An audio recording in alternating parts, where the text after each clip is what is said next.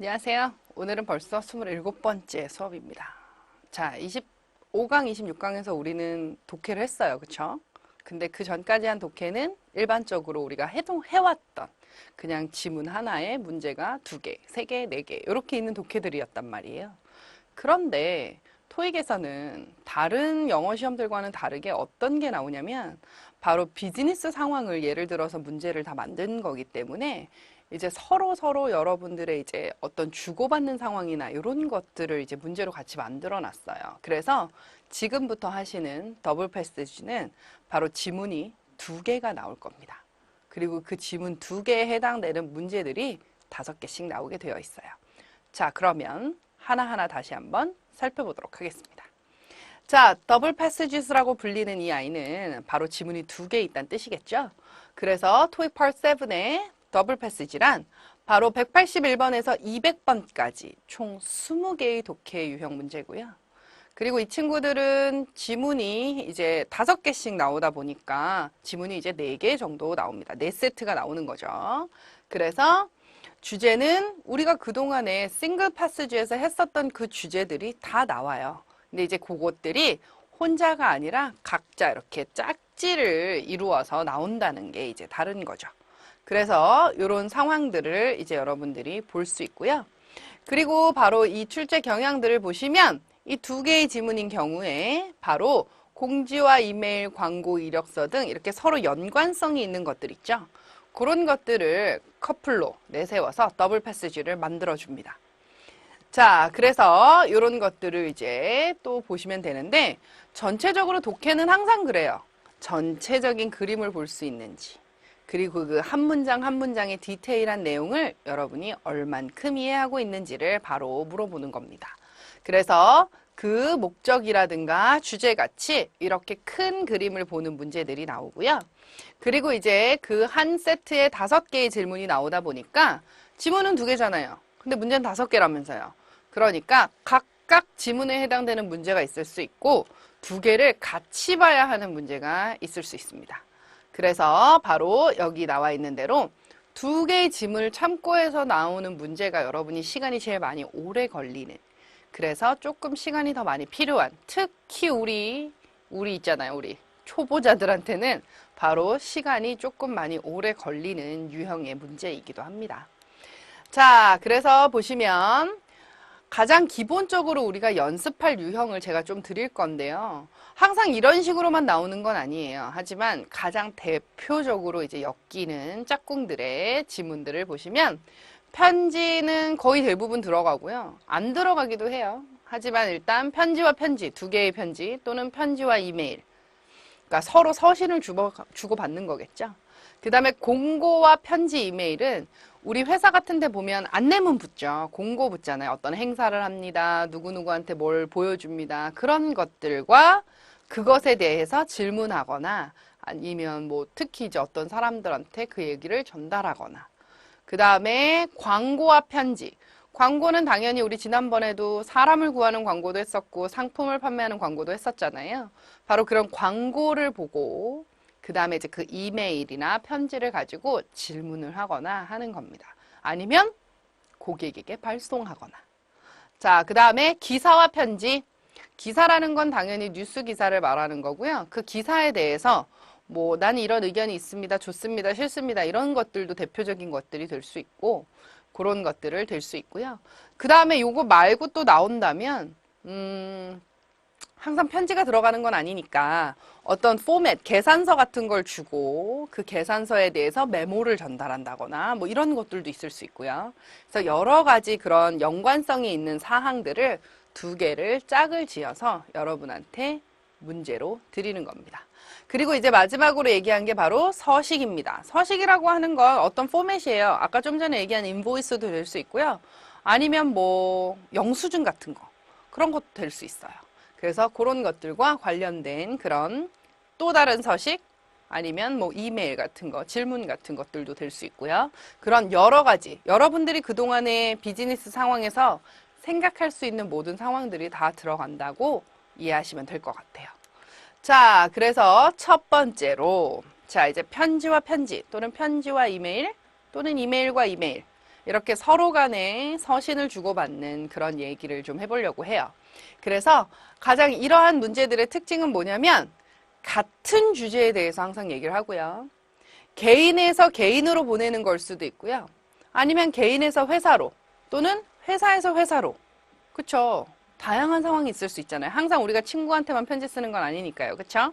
그래서 그런 주고받는 형태로 이루어져 있습니다. 그리고 특히 개인과 개인의 편지 사이에서는 회사 내에서 그 부서 간의 내용이라든가 이런 것들이 나올 수가 있어요. 또는 업무라든가 아니면 그 업무에 대한 답변 이런 것들이 많이 출제가 되어 왔습니다. 그리고 편지와 편지의 또 다른 이제 특징을 보시면 바로 두 번째, 회사와 개인이겠죠? 회사와 개인의 편지 같은 경우는 인보이스처럼, 근데 이제 인보이스가 아니라 인보이스를 따로 보여주지 않고 우리가 어떤 거래를 해왔는데 잘못됐다거나 아니면 이 거래 괜찮은데 더 하자거나 뭐 이런 것들도 있을 수가 있는 겁니다. 그래서 아니면 제품의 정보라든가 이런 것들을 좀 더 물어보거나 문의하고자 할 때도 이제 쓰기도 하죠.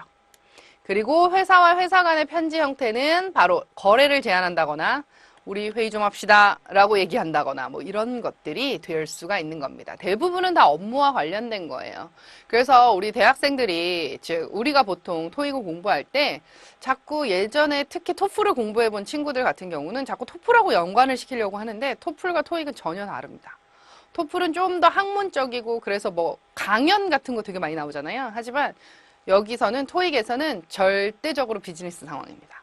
그래서 우리가 알고 있던 뜻들도 심지어 완전히 내가 아는 뜻이 아니라 비즈니스 상황에서 해석이 되는 경우, 다른 뜻으로 사용되는 경우도 많기 때문에 외우시는데 조금은 헷갈리는 경우가 종종 있곤 해요. 자, 그래서 보시면 어떤 질문을 하는지 질문 유형을 좀 살펴보자면 바로 각 편지에서 목적을 묻죠. 당연하죠. 편지를 썼으면 일단 이유를 알아야 될 거 아니야. 너 왜 편지 썼는지. 그쵸? 그래서 이유를 묻는 문제. 그래서 what, why was the first 또는 second letter or email written? 왜 썼는지. 아니면 what is the purpose? 그쵸? 바로 이 purpose를 묻는 문제가 바로 전체적인 편지를 이해했느냐를 묻는 거죠. 그래서 Mr. Lee's letter to Mrs. Smith. 사람 이름을 반드시 확인을 하셔야겠죠. 누구한테 보낸 건지 또 헷갈리시면 안 되니까 반드시 이름이라든가 이런 것들은 확인해 주시기 바랍니다. 그 다음에 이제 또 다른 질문은 뭐냐면 그 이메일 속의 내용들을 묻는 거예요. 그래서 보통 이메일들의 내용을 물어보면 이런 거 제일 많이 나와요. correct 찾는 거. 그리고 아니면 거기에 나와 있는 구체적인 어떤 뭐 회의를 요청하는 이메일이었다면 그 날짜 있잖아요. 언제 회의를 하자는 건지 아니면 얼만큼 미루자는 건지 뭐 이런 것들을 얘기할 때도 어쨌거나 데이트라든가 그런 숫자들을 여러분이 조심하셔야겠죠. 자, 그래서 자주 나오는 표현들이 있어요. 그래서 보면 당연히 편지니까 목적을 나타내는 표현 많이 나오겠죠. 그래서 뭐뭐 하려고 편지 또는 이메일을 씁니다 라고 표현할 때 여러분이 실제 생활에서도 쓰실 수 있는 표현들이니까 기억해 두시면 좋을 것 같아요. I would like to express 또는 write 또는 I am writing to 동원이를 써서 내가 이 편지를 쓰는 목적, 이유에 대해서 나열을 해주면 됩니다. 그 다음에 보통 편지라든가 아니면 이메일 끝에 뭔가 요청하는 표현들이 들어가 있어요. 이렇게 요청. 뭐뭐 해주시면 고맙겠습니다. 감사하겠습니다. 이런 표현들이 바로 들어가는 겁니다. 그래서 I would appreciate it if you could 땡땡땡땡땡 동사 원형 써주면 당연히 그 행동에 대해서 해주셨으면 감사하겠습니다. 라는 표현이 되겠죠? 자, 그래서 이제 보려고 해요. 문제를. 직접적으로 문제를 봐야 우리가 좀 더 쉽게 접근할 수 있으니까 일단 question 1은요. refer to the following to 바로 이메일입니다. 이메일 2개라는 걸 이제 알았어요. 자, 그래서 첫 번째 이메일부터 가도록 하겠습니다. montana@jjcompany.com from peterfrank@jjcompany.com 어쨌거나 A에서 B로 가는 겁니다. 자, from에서 to로 가는 거니까 제목을 일단 살펴볼게요. position changes. 위치를 바꿔달라는 건데 이 위치가 무슨 위치인지 모르겠어요, 아직. 그쵸? 포지션이란 단어는 일자리에서 나의 직위를 가리키기도 하고요. 아니면 그냥 어딘가 놓여져 있는 그 위치를 가리키기도 하는 거니까 일단은 한번 살펴보도록 할게요. 그래서 첫 번째 이메일 갈게요. Hello, Miss Montana. 아, 그럼 이제 받는 사람이 누군지 알았어요. 바로 Miss Montana이네요. I sincerely hope. 난 정말 바라는데 you could help me. 도와줬으면 한대요. This time, 이번에. I would like to ask you. 아, 여기 이제 이유가 나왔어요. 뭐가 나왔나요? To change my working position. 아, 이 사람의 이제 지금 지위가 뭔가가 내가 일하는 그 위치 또는 내 직위가 뭔가 좀 바꾸고 싶은가 봐요. From full-time에서 to part-time으로 바꾸고 싶대요. 아, 원래 정규직이었는데 아르바이트처럼 일을 하고 싶은가 봐요. I am planning to enroll. 자, enroll 한다는 거 보니까 register, 바로 등록할 계획인가 봐요. Financing course. 자, financing courses라고 얘기했으니까 재무와 관련된 그런 수업을 들으려고 하는 것 같아요. 언제? This semester, 이번 학기에. 그리고 and I ideally want to, 즉 이상적으로는 원하기도 한데요. 뭘? Work on Mondays, Wednesdays, and Fridays only. 이 only라는 단어인 거 보니까 월, 수, 금에만 일을 하고 싶은가 봐요. 그래서 if it is not a problem, 문제가 되지 않는다면 would you change my position? 내 위치 좀, 내 스케줄 좀 바꿔주실래요? 라고 물어보는 문제였어요. 그런 이메일이네요. 자, 그러면 답변 봐야겠죠. 자, 두 번째 이메일 갑니다. Dear Mr. Frank. 보내는 사람이, 즉, Mr. 몬테나가, Miss 몬테나가 보내는 사람이 바로 Mr. Frank였어요. 그럼 결국 여러분이 first 메일에서 알 수 있었던 거 뭐예요? 그렇죠. Frank라는 사람이 자기의 working 포지션을 바꾸길 원한다는 걸 이제 알게 됐어요. 자, I just got a message from Miss Montana. 근데 여기서 보니까 피터 프랭크 라는 사람한테 나라는 사람이 메시지를 받았는데 미스 몬테나라는 사람한테 받은 거 보니까 이 나는 제3자인 것 같아요. 그쵸? 어쨌거나 미스 몬테나한테 메시지를 하나 받았대요. 자, regarding인 거 보니까 뭐뭐에 관해서라는 뜻이었어요. 당신의 요청에 대해서. 그래서 I'm sorry that I have to inform you. 유감스럽게도 유감스럽대요. 뭐가? 이거를 전달을 해줘야 되는 건가 봐요. 알려줘야 하는 거에 대해서 되게 유감스럽대요. 뭘 알려줘야 되냐면 We can't help you this time. 도와줄 수가 없대요. 그쵸? But there's one alternative I can suggest to you. 한 가지 대안은 있나 봐요. 그래요. 그러면 지금 이렇게 두 개의 세트의 문제가 나온단 말이에요. 이메일이 나왔어요. 그럼 이제 문제를 봐야겠죠? 자, 그래서 제가 문제 하나를 가져왔어요. Why does Mr. Frank send the email to Miss Montana? 자, 누가 누구한테 보낸 건가요? Mr. Frank가 Miss Montana한테 보낸 이메일을 why로 물어봤으니까 당연히 왜 썼는지 물어본 거잖아요. 그럼 일단 보기를 볼게요. A. To submit a proposal for the new project. 자, 제출하기 위함이래요. proposal을, 제안을. 뭐에 대한? 새로운 프로젝트가 들어가나요?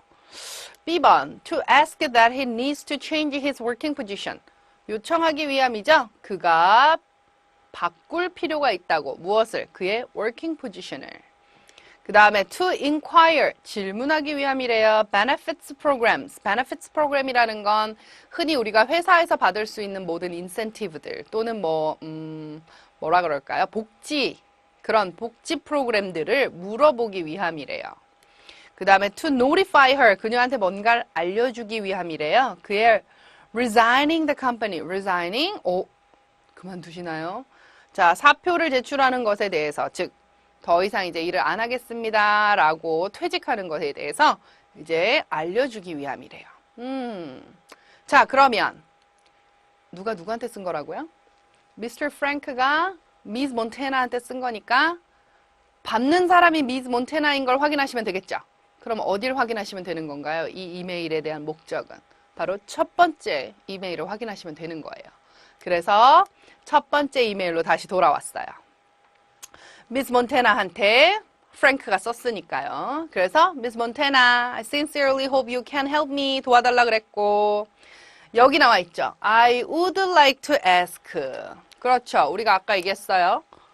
would like to ask라는 이 표현이 바로 이 글을 쓴 목적을 가리키는 표현이라고. To change my working position. 여기 나와 있네요. From full-time에서 part-time으로 바꾸고 싶다 라고 말한 이 부분이 힌트가 돼서 여러분은 첫 번째 문제를 쉽게 답을 할 수 있는 거죠. 바로 뭐였나요? A. 제안서를 제출하고자. 그 다음에 워킹 포지션을 바꿔달라고. 그 다음에 복지 프로그램을 물어보기 위해서. 또는 리자이닝함을 알려주기 위해서. 답은 뭐가 되나요? 바로 B번이 되는 겁니다. 자, 어떻게? 보통은요, 5개잖아요, 문제가. 그래서 가끔 보면 이제 앞에 거 문제는 첫 번째. 그 다음에 뭐 한 3, 4번째 문제들은 보통 뭐 이렇게 2번째. 아니면 마지막 문제는 또 합쳐서. 이렇게 나오기도 하고요. 아니면 이제 여러분이 조금 더 점수를, 좀 높은 점수를 받게 하기 위해서는 이제 일부러 막 좀 섞어서 놓기도 하기도 하죠, 요새는.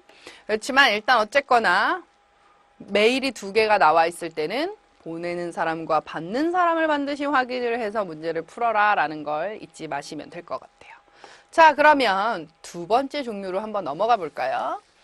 자, 더블 패시지의 2번째 종류, 대표적인 것 바로 공고문입니다. 자, 공고문은 뭐였나요? 그렇죠, 알림이에요.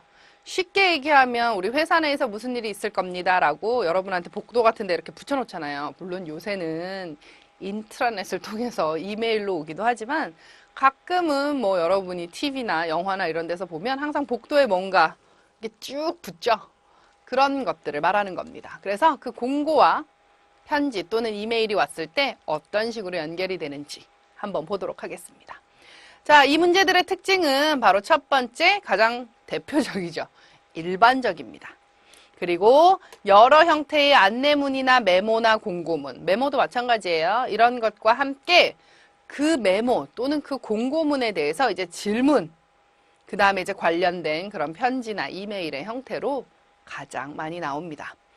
그래서 이 친구들의 특징은 뭐냐면 회사 내에서의 안내문 그리고 그에 대한 세부 사항을 질문하는 그런 편지글이 제일 대표적인 형태라고 할 수 있어요. 그래서 여러분들이 이 문제의 또 다른 특징을 보면 그 언급된 사항을 위반한 친구들 있죠. 위반한 직원에게 개인적으로 나타내는 내용도 나오기도 해요. 이건 좀 그렇다, 그죠? 어쨌거나 이런 일들이 여러분도 이제 회사 생활을 나중에 하시다 보면 아마 느끼게 될 겁니다. 자, 그리고 행사나 프로그램을 안내하는 그 안내 또는 공고문에 대해서는 그 행사에 대한 질문이라든가 이런 것들을 하는 그런 편지나 이메일의 짝꿍 문제로 출제가 되기도 합니다.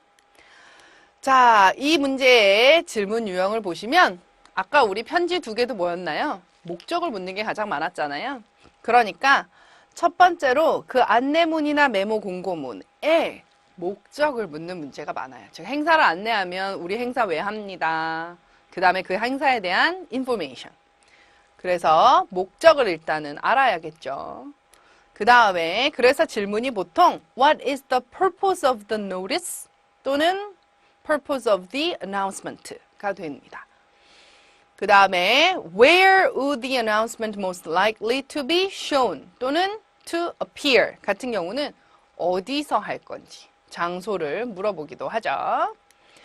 또는 누가 주최를 했는지 물어보기도 합니다. 자, 그래서 또 한 가지는 일단 그 공고문에 대한 답변, 문의사항을 묻는 편지나 이메일에서도 그 목적, 그죠? 내가 왜 질문하는지 일단 얘기를 해줘야 될 거 아니에요. 이 편지를 보낸 이유는. 그 안내문을 받았으면 받은 걸로 끝이 아니라 그 안내문에 대한 내 편지에 대한 이유? 이런 것들이 들어가야 되는 거죠. 그래서 Why did Ms. Myers write the letter? 또는 write email. 그죠? 그래서 또는 안내문, 메모, 공고문에 구체적인 정보를 묻기도 해요. 즉 구체적인 정보를 묻는다 그러면 대표적인 게 행사를 안내하는 글이라면 그 행사의 장소, 시간 또는 그 행사 내용들을 묻기도 한다는 거죠. 그래서 Who is Mr. De Byers? 도대체 거기에 등장하는 인물이 누군지 궁금하죠. 뭐 키노트 스피커일 수도 있고요. 그쵸? 아니면 former CEO일 수도 있고요. 그치? 그 다음에 또 which of the following will be discussed at the meeting or seminar? 바로 그 미팅이나 세미나에서 어떤 내용이 이제 이루어질 건지. 여기서 말하는 바로 미팅이나 세미나라는 건 그걸 안내하는 공고문이겠죠. 그쵸? 자, 그러면 그 다음에는 바로 자주 출제되는 표현입니다. 공고문이니까 자주 출제되는 표현은? 그쵸? 왜 내가 이 안내문을 발송합니다. 라는 그 이유. 그래서 please be informed 이런 내용을 여러분이 이제 받게 될 거라는 내용이죠. 그래서 이 뒤에다가 내용을 써주시면 돼요. We are pleased to announce 또는 we are sorry to announce. 그쵸? 어떤 경우는 뭐 어떤 행사를 갖게 돼서 되게 좋다라는 것도 있을 수 있고 아니면 누군가가 회사를 떠난다거나 뭐 이런 경우에 그런 farewell 파티를 하니까 뭐 이런 되게 sorry한 얘기가 나올 수도 있겠죠. 그 다음에 공고문에 대한 이제 문의를 할 때 보통 연락처 쓰잖아요. 그 연락처에 대한 표현 어디로 연락해 주시기 바랍니다. Please contact 사람 또는 get contact with 사람. 그 다음에 이제 뭐 at이라든가 이런 단어를 써서 뒤에 전화번호를 쓰기도 하고요. 아니면 이메일 주소를 가르쳐 주기도 합니다. 그래서 이런 것들을 이제 여러분이 기억을 하고 독해를 하시다가도 이제 특히 사람이 여럿 나오면 또 이제 헷갈리잖아요. 그러니까 표시를 해두는 것도 한 가지 기억을 늘리는 방법 중에 하나겠죠? 자, 그래서 이제부터 문제를 풀어보려고 합니다. 자, 첫 번째 문제는요. refers to the following memo and email이네요. 자, 그럼 어떤 메모가 있는지 메모부터 한번 살펴볼까요? First, 메모입니다. 대상은 to all employees, 모든 직원들한테 보내는 메모입니다. 누가 보냈냐면 Alfred Casey라는 사람이 보내네요. 제목이 있는 거 보네요. 제목 보니까 recommendations for new positions. 추천을 받는데요. 새로운 그 포지션에 대한 추천이 있대요. 자, 오늘 보통 이 날짜는 그 메모를 지금 발송하는 날짜입니다. 그래서 August 14th, 바로 8월 14일 되겠습니다. 자, 그럼 이제 누가 누구한테 보내는지, 제목은 뭔지 대충 알았으니까 이제 내용을 봐야겠죠. 바로 Good afternoon everyone. 안녕하십니까. All of you probably heard. 모든 분들이 다 아마도 들으셨을 겁니다. that 이하를 들었다는 거죠. 바로 우리는 누구냐면 DP Architecture. 자, 회사 이름이 나왔어요. DP Architecture인 우리는 are expanding. 확장하려고 하고요. We need more employees. 바로 더 많은 직원이 필요하대요. 어디예요? New branch office. 새로운 지점에. 근데 그 지점은 어디에 있냐면 in Pasadena, LA에 있는 지점이래요. 그래서 this time 이번에 we will employ, hire 할 거란 뜻입니다. 고용할 건데요. Our corporate network, 그 회사 네트워크를 통해서 일단은 employ를 할 거래요. For employees. 자, if you know anyone, 누구든지 안다면 그 anyone이란 누구냐면 who can be our candidates, 우리의 후보자가 될 수 있는 사람을 아신다면 please recommend for a position with our company. 바로 그 직위를 추천해 주시기 바랍니다. 라는 메모를 지금 돌리셨습니다. 그쵸? 직원들에게. 그러면 궁금한 사항이 있겠죠? 아니면 내가 나를 추천하려나? 그건 아니잖아요. 그쵸? 난 이미 직원인데. 자, 그러면 이제 두 번째. 이메일을 봐야겠죠? 아까 메모를 봤으니까.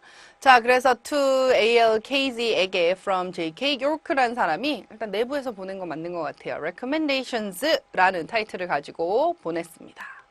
자, 내용 한번 살펴볼까요, 이메일? Hello, Mr. KZ. 자, Mr. KZ 씨에게 I'm not sure. 잘 모르겠어요. 확신이 없죠. You still remember me. 당신이 나를 기억하는지는 잘 모르겠어요.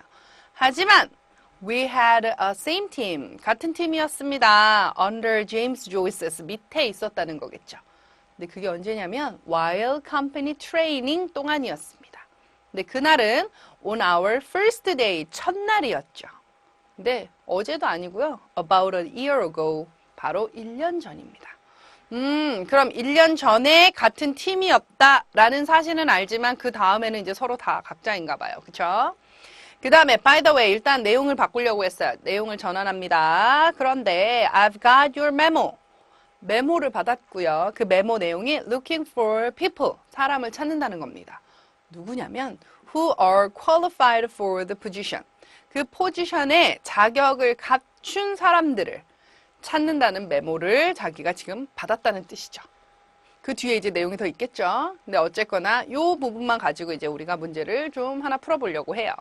자, 그럼 이제 메모에서는 우리 지금 사람 찾아요 라는 내용이었고, 그래서 여러분이 추천 좀 해주세요 였어요. 근데 이 편지에서는 바로 나라는 사람이, 그쵸? 미스터 케이지한테 나 기억하느냐와 더불어서 물어본 게, 이 메모를 받았다라는 사실까지 나와 있습니다. 자, 그럼 일단 문제를 봐야겠죠?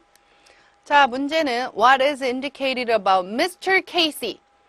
자, 나란 사람에 대한 게 아니고요. 메모를 보내신 Mr. Casey에 대해서 이제 알아보는 문제입니다. A. He has been working for 12 months. 12개월 정도 일을 해왔다는 거니까 일단 1년 전쯤부터 일을 해서 지금까지 일을 하고 있다는 뜻이겠죠? He has been working with Mr. Joyce. 지금 자, 여기서는 여러분이 조심해야 되는 게 바로 has been working입니다. has been working이라는 뜻은 과거의 어느 시점에서 시작을 해서 쭉 지금 right now까지도 하고 있다는 뜻입니다. 그 표현이 들어간다는 걸 잊으시면 안 돼요. 그래서 Mr. Joyce와 일을 해오고 있습니다. He wants to find his junior assistant. 그는 찾기를 원하는데요. 그의 조교? 그쵸? junior니까 자기 밑에 있을 사람을 이제 찾는다는 뜻이겠죠? He knows the person. 그는 알고 있습니다. 사람을. Who is eligible for the position. 자, be eligible for 하면 자격을 갖춘이란 뜻이에요. 그래서 그 직위에 자격을 갖춘 사람을 안다라는 뜻인 거죠. 자, 그러면 어디서 이 미스터 케이스에 대한 인포를 우리가 얻을 수 있을까요? 메모에서? 그쵸, 메모에서는 우리 사람 찾아요. 이게 다잖아요. 나는 누구예요? 없었잖아요. 그쵸? 그래서 바로 이제 두 번째, 이메일로 가려고 합니다. 자, 메모에서 분명히 우리는 이런 직원들을 찾는다고 말했으니까, 그쵸? 회사에서 직원들을 찾는다는 뜻이지, 내 개인적인 사람을 찾는다는 뜻은 아니었단 말이에요. 그쵸? 그래서 두 번째에서 보니까, But we had the same team under James Joyce. 근데 바로 힌트는 그 뒷문장이에요. Company training on the first day. 첫날만 같이 일하는 그 동안에 이 사람 팀에 있었다는 거죠. 그리고 그게 바로 1년 전쯤이래요. 그죠? 요게 힌트예요. 1년 전쯤이에요. 그러니까 보기에서 보시면 바로 뭘 할 수 있는 건가요? 고맙게도 바로 나오네요. 그죠? For 12 months. 바로 about a year ago라는 그 1년 전쯤에 있었다는 그 말을 지금 보기에서는 12 months라는 말로 바꿔놓은 거죠. 그쵸? 그리고 지금까지도 미스터 조이스와 일하고 있다는 건 아니고 바로 첫날 그 사람과 같은 팀이었다는 거고, 그 다음에 그 사람의 어시스턴트를 찾는다는 얘기는 없었고 직원을 찾는다는 얘기였고, 그 다음에 이 사람이 알고 있는 게 아니라 이 사람이 요청을 한 거죠. ask 하신 겁니다. 그쵸? 그래서 여기에서 답은 바로 A번이 되는 겁니다. 자, 이렇게 해서 우리가 지금 두 가지 형태의 더블 패스지를 봤어요. 다음 시간에도 나머지 이제 두 가지 가장 대표적인 형태들을 볼 건데요. 일단은 60분 안에 우리가 지난 시간에도 설명을 했지만 파트 7 자체를 푸는 게 시간이 좀 많이 걸려요. 특히 초보자들인 경우에는 책을 읽거나 글을 읽는 게 좀 느리신 분들이 있기 때문에 느릴 때는 조금 더 잘 찾아내는 그런 습관을 평상시에도 많이 읽으시면서 하셔야 시간 내에 푸는 연습이 좀 더 될 거예요. 아셨죠? 그렇다고 다 못 풀었다고 좌절하지 마시고요.